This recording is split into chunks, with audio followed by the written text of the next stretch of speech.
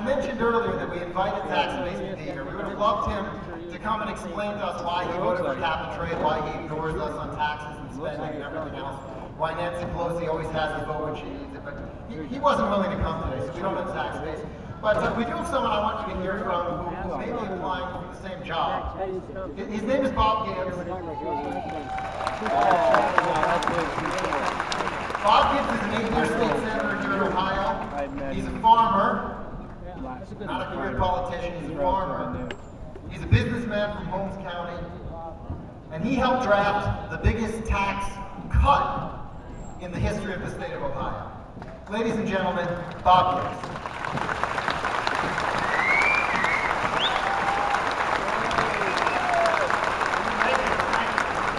Let's hear it for Americans for Prosperity. Let's give a big hand for all what they do. You might have seen it.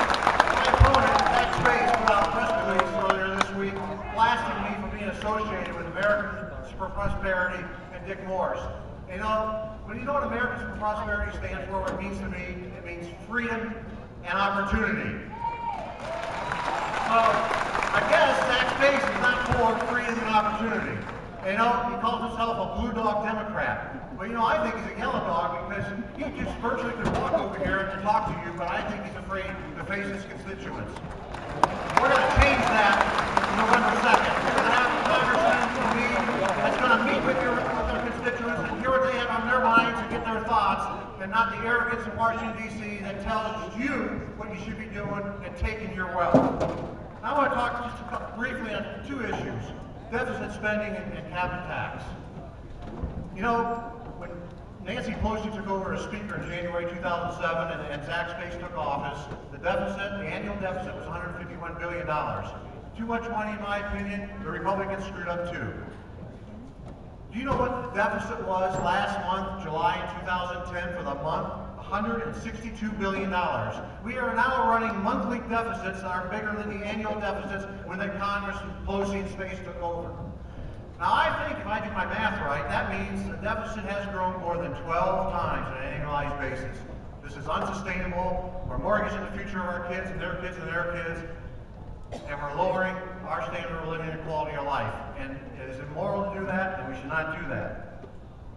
To put this in perspective a little bit more, this past week, Nancy Pelosi called her puppets back to Washington, D.C., you probably read it in the paper, and they decided they had to spend $26.4 billion that they don't have. Another stimulus, got to save these jobs. And you just heard your previous speakers talk about, in February of 2009, they passed that stimulus because to keep unemployment from going up above 8%, had to be done. We've lost 2.5, 3 million jobs in the private sector.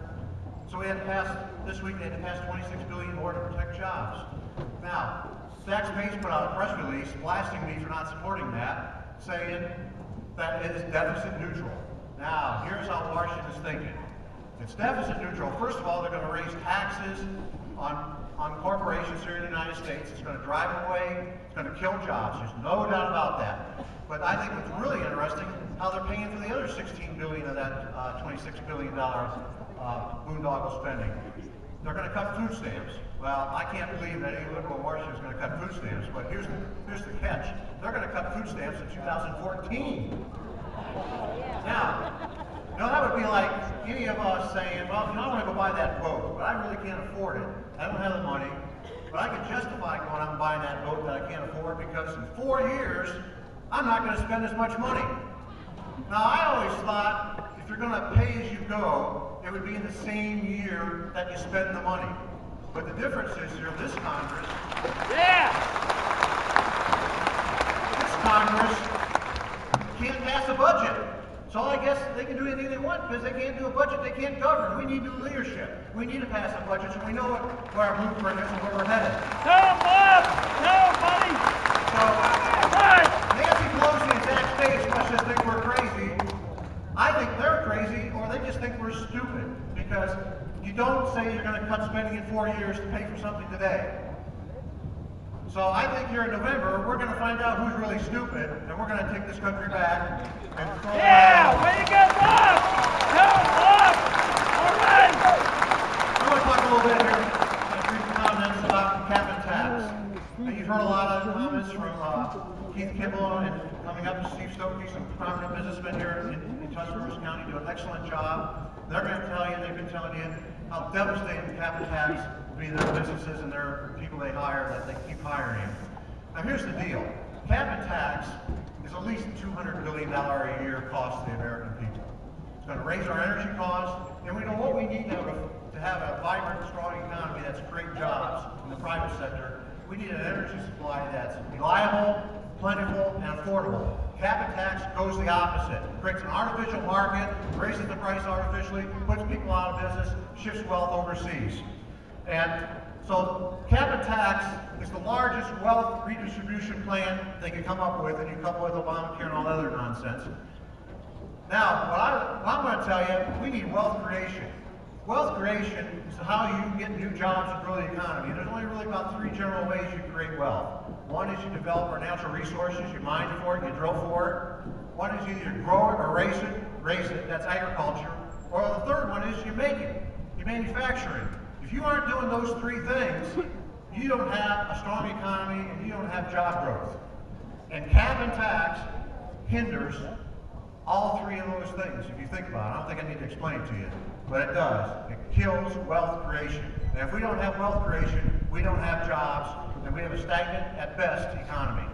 So what we need to do is provide certainty coming out of Washington, D.C. We need to get the spending under control. We need to roll back these tax increases. We need to rein in the bureaucrats in Washington, D.C. and send the right signals to our private sector that they can have confidence again to invest in their businesses and grow jobs in the private sector. Yeah, Bob! Way to go, buddy!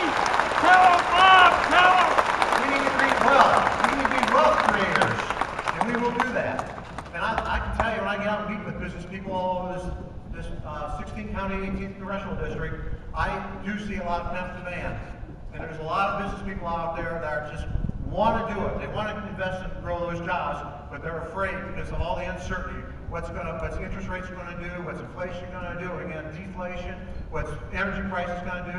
And now with Obamacare, they're scared to death to not hire because they haven't wrote the 2,000 or 3,000 page bill. They haven't put the rules for it. Nobody knows what it's going to be, and they're scared to death. So everybody's sitting on their hands.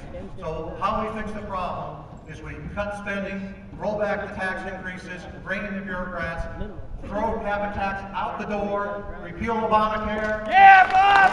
Tell him, Bob! And we will unleash the private sector, we will unleash the entrepreneurs in this country, bring back the American spirit and innovation, and we will have the greatest country in the world again.